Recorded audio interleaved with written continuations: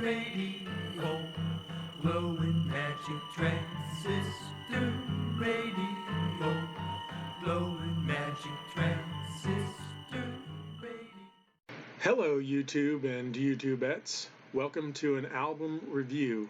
I have a very special formula I like to use to make grades, so you'll hear decimals and other weird things. I'm not going to give away my formula, but in this video I would like to review the Flotation Toy Warning self-titled album released on August 17th, 2004. This was produced by Steve Swindon and Flotation Warning. Labels, it was on the labels Pointy, Misra, and Talatrays. And once again, I don't know how anyone can have more than one label, but that happens. I've noticed in many occasions. So they're from London, UK, and the members include Paul Carter on vocals and Domingotron, I guess is what it's called. Ben Clay plays guitars and bass. Colin Coxell plays drums and octopad. Nanesh Shah plays guitars and slides. And Vicky West plays keyboards, samples, vocals, buttons, and dials. All the songs are written by Paul Carter and Ben Clay with Flotation Toy Warning, and all the lyrics are by Paul Carter. And the bass and string arrangements are by Vicky West. I guess I discovered this group probably in one of the CD stores like Good Records that's locally here in Dallas. And I really do love the sound of the music here. I don't think they have released any other albums, but this is definitely a good one, in my opinion. Now, the album cover has really nice colors and a cool band name logo. The computer graphics and sleeve design were by Vicky West. It's a very nice cover. I think it's close to perfect, but I don't know that I would put it up there with the best, but I really do love this cover. I'll give the cover a 9 out of 10. Now on to the songs.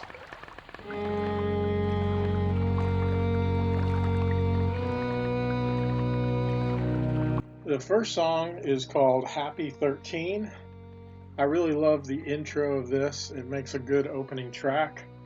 And I also enjoy the arrangements. I'm a big fan of the keyboard organ kind of sounds, and I think they do a really good job with it here. And the way they play the guitars on it is not boring at all. It's not just strumming or some kind of blues thing. It's very interesting the way they play the guitars over it. The vocals, the lead vocal, I think it's unique. I wouldn't say it's my favorite, but I do like his voice. I think the fact that he has a unique voice makes it good in a way, but obviously, like, some of my favorite singers aren't necessarily the best singers anyway, like John Lennon, for example. But yeah, this guy has a very unique voice, and the lyrics on here are pretty good. And overall, I give this song an 8.8.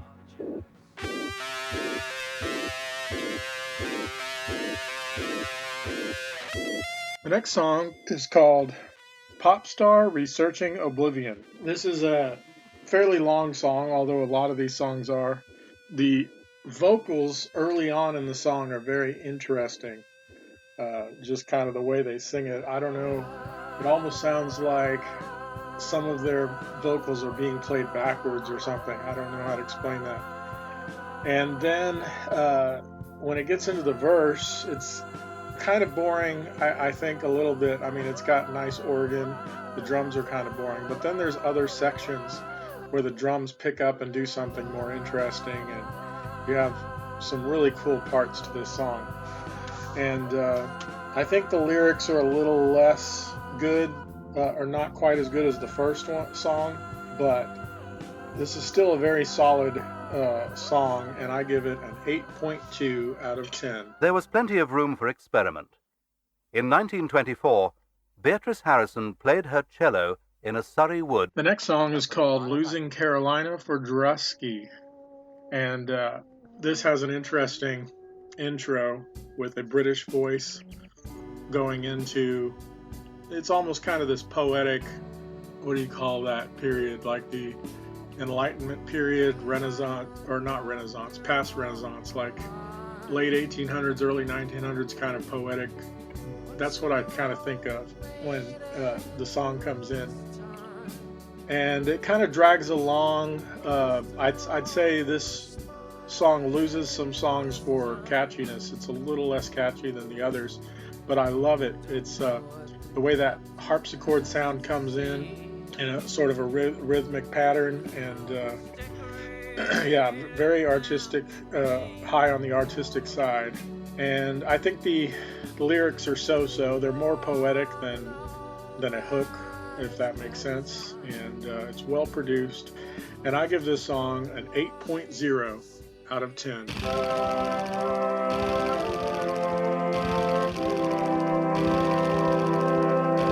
The next song is called Made from Tiny Boxes. This has a really cool intro, and then it has some really cool moments.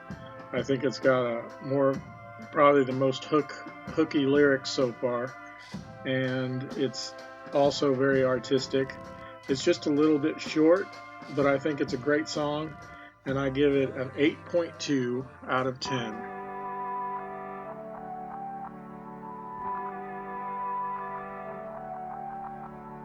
The next song is called Donald Pleasance, and this has a very simple but cool sound at the beginning. It's kind of like a xylophone and a very simple drum beat, but then it comes in with these trumpets and things. And this one's a pretty long song. It's over 9 minutes, but it's a very well crafted song.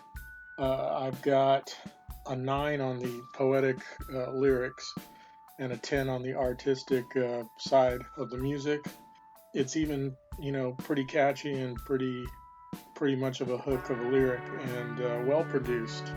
I really love this song, and I give it an 8.6 out of 10.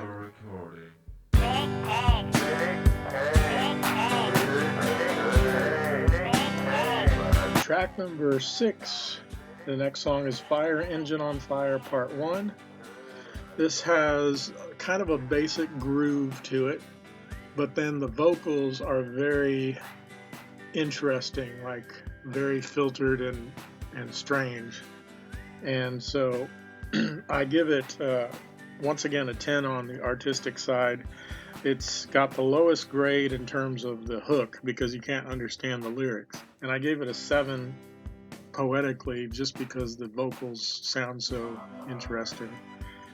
And it's a 7 in catchiness, but I do think it's very interesting, but not one of the better songs, and I give it a 7.8.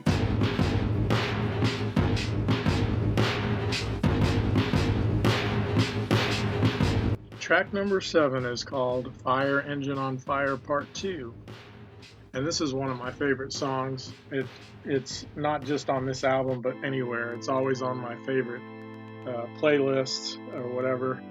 This is a great sound. I love the way the drums sound, kind of distorted drums, and then it gets into this, it kind of builds, and then you have this theremin kind of a sound. I think that's a theremin. And then there's some singing parts in here that are pretty good. But I don't have anything below a 9 in this. It gets a 10 artistically, a 10 in poetry and production, and only a 9 in the catchiness and the hook. But yeah, great song. I love it. I don't get tired of it. It pulls me right in. It's artistic, it's creative, and I give it a 9.6 out of 10.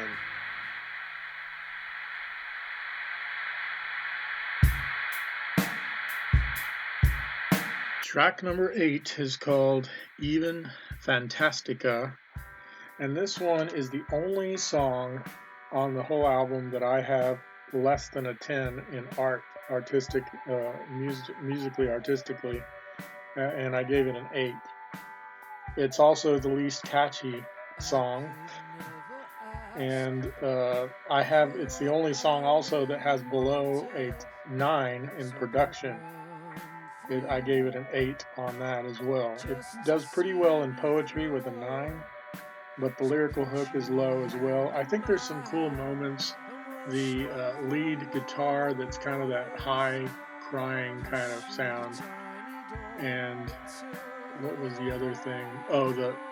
Yeah, there was something else that was kind of cool in there as well. But it's a good song, but it's my least favorite song on the album, and I give it a 7.2.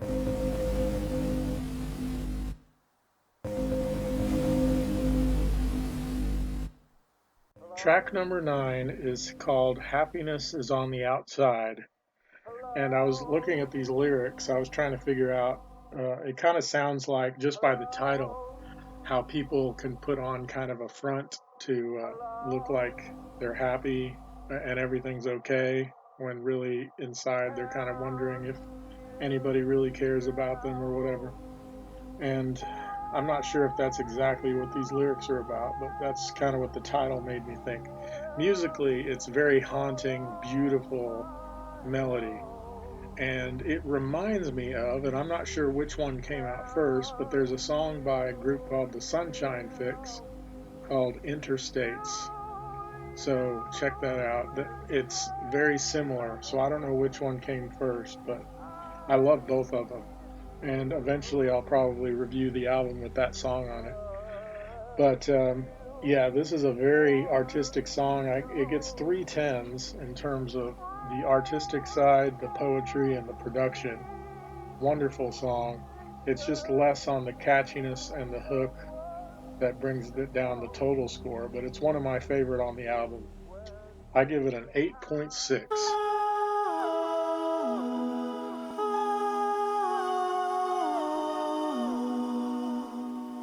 The final track on the album is called How the Planes Left Me Flat.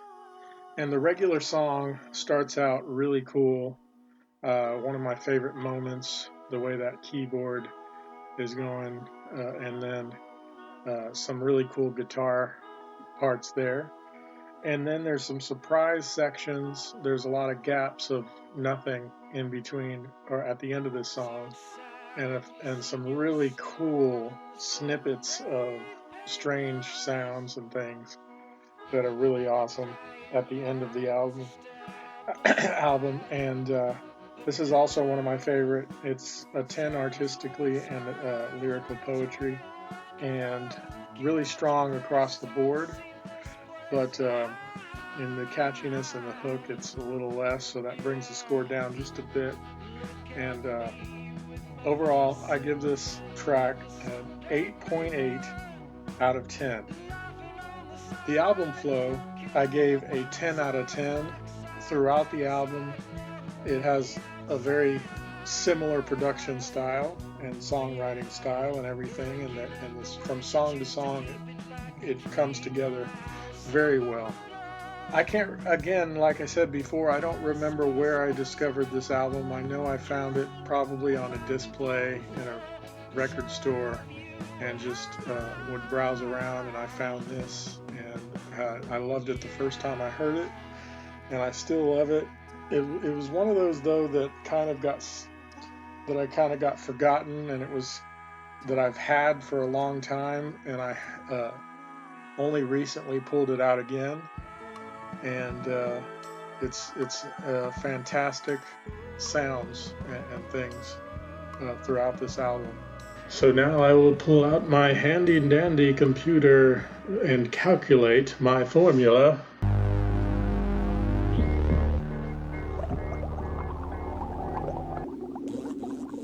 And this album gets an 8.57 out of 10.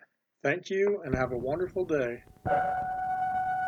Hi, it's me again. I was just lying in the room, thinking about the beautiful things like pussycats and magazines and baby dolls and ice cream.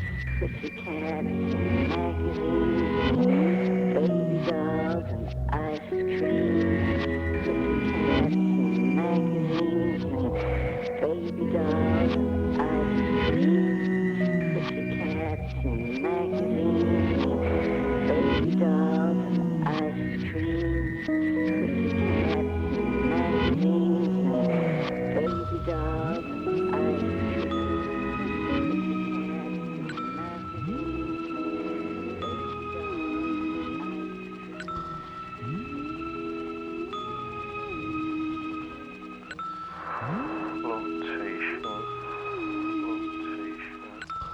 Toy warning. Toy warning.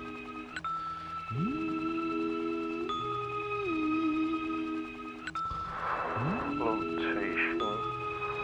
Flotation. Toy warning.